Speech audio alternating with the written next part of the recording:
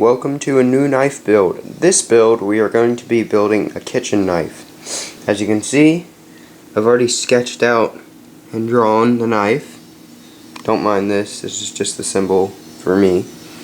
But yeah, transferred my sketch onto the metal I'm using.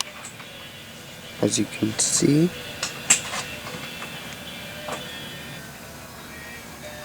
Now what I'll do is I'll just grind it out to shape.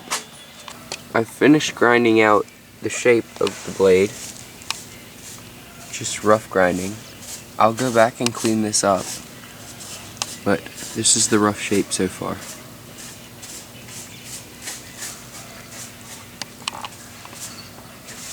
So what you saw last was the rough cut, and now all I've done was I took it to the wire wheel, cleaned off all that paint you saw, and then I took it on the belt sander, took it to an 80 grit, sanding down and final shaping it. I used a Dremel for the little intricate spots like here,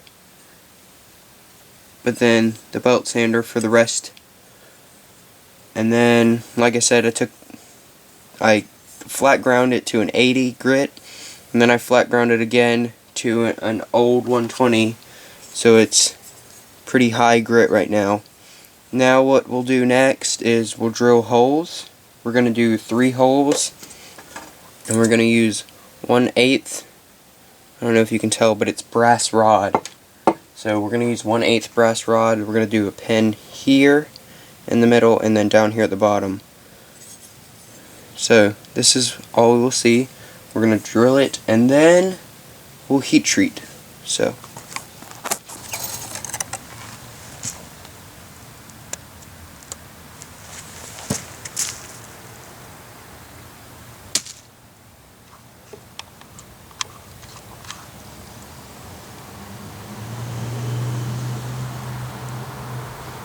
what I've done is I've cleaned off all the oxide from the heat treat. I've finished grinding and put a finished edge on it, which you can't see. And then I polished it up.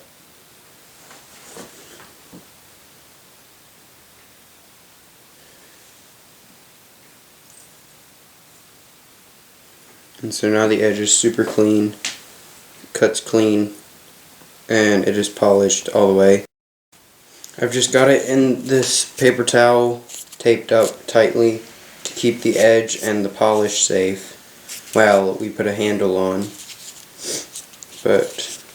So yeah, next step, handle.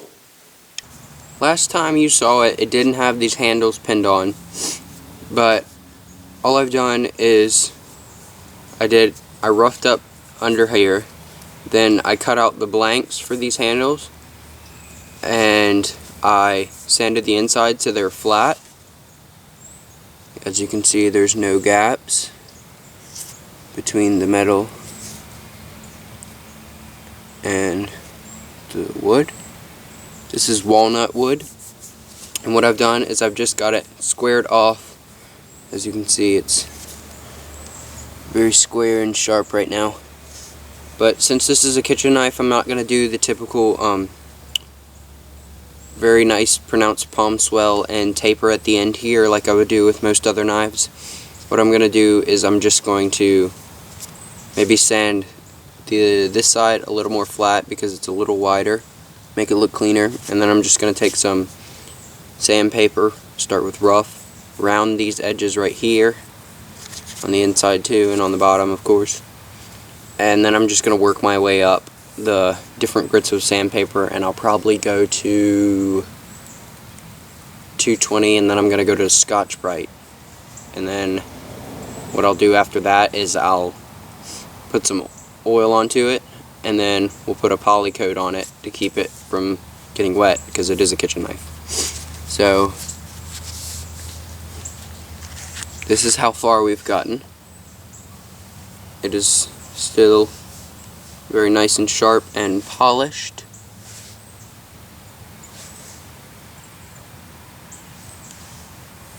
And I don't have any paper or anything to show you, but I'll show you at the end of the video.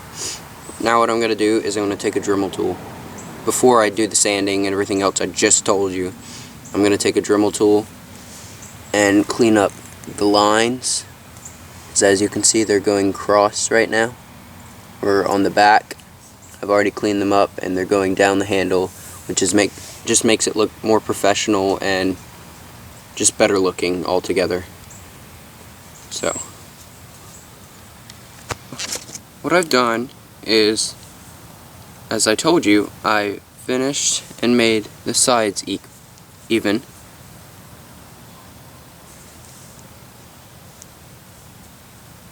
And then I took the Dremel and sandpaper, and if it focuses, or maybe it, oh, it is focused. That's how shiny it is. But yeah, that's what I've done.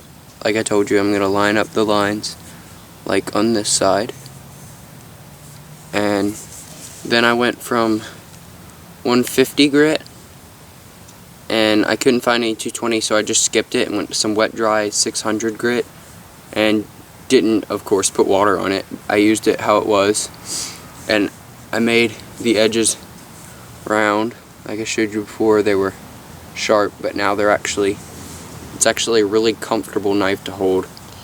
What it to keep in mind, since it's like flat but then rounded very nicely on the sides, it reminds me of an Essie knife handle, because they're blanked out micarta, but then they have round edges. So this is what this reminds me of. I didn't tell you earlier, these are 1/8 brass pin, and I just put epoxy, Gorilla epoxy on the inside, and then I tap these pins through, and what I did is I just ground them down and flush with handle, and that's what it looks like right beside the Ricasso.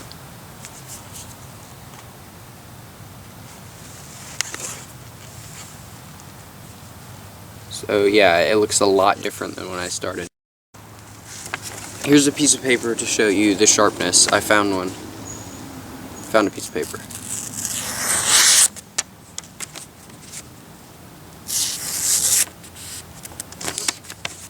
There's a fold in the paper right there.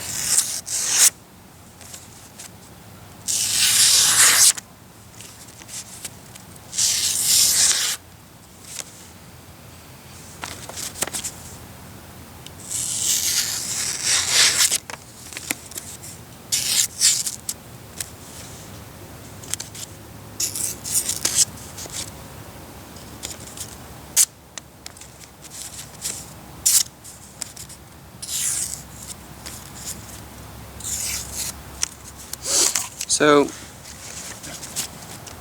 yeah, it's extremely sharp. It should cut well in the kitchen since it's an 1/8, and what I've done is I flat ground it and then I convexed it to the edge, so you can't feel any stoppage whatsoever, which should glide through fruits, vegetables, meats, and everything. It's very sharp. So yeah, next what I'm going to do is like I told you earlier, I'm going to put some oil on this and then I'll polycoat it, and then that should be the finished knife.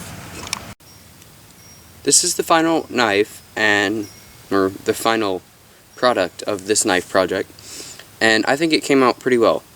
A couple changes that I didn't mention, and I realized I didn't mention, was I took out this the sharpening notch that you saw me put in, and I ground it down farther, and so the blade got a little bit skinnier, but I think it was worth it because it was just going to be a hindrance.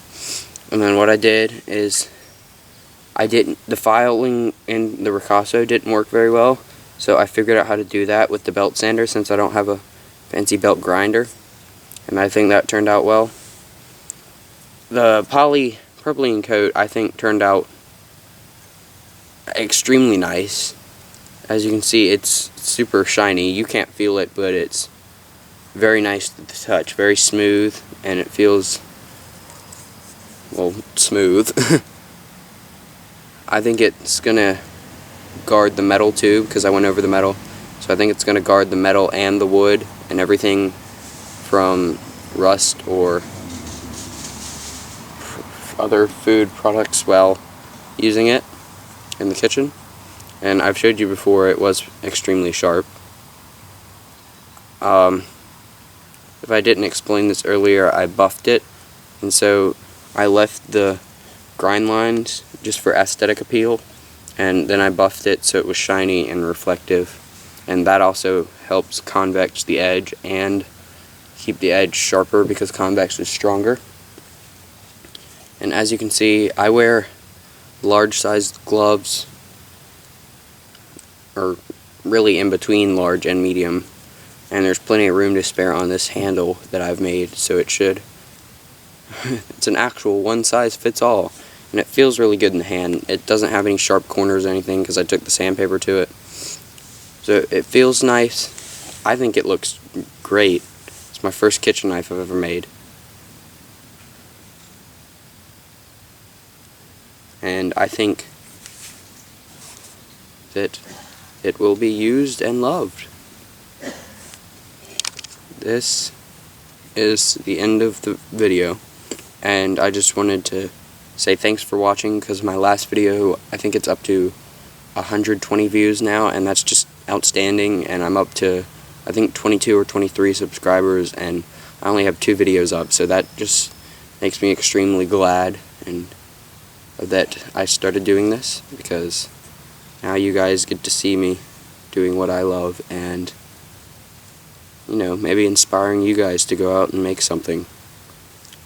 So I hope you liked this video. If you did, please hit that like button down below.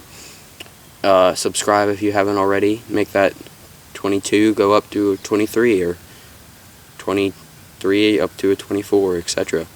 And just comment what type of knife you want to see next. And I told one of the commenters that I would make a tomahawk testing video on the Cold Steel Frontier Hawk, and I'm trying to get around to that. It's just, I've actually been making a bunch of knives to order recently, and so I'll try to get around to that before Christmas.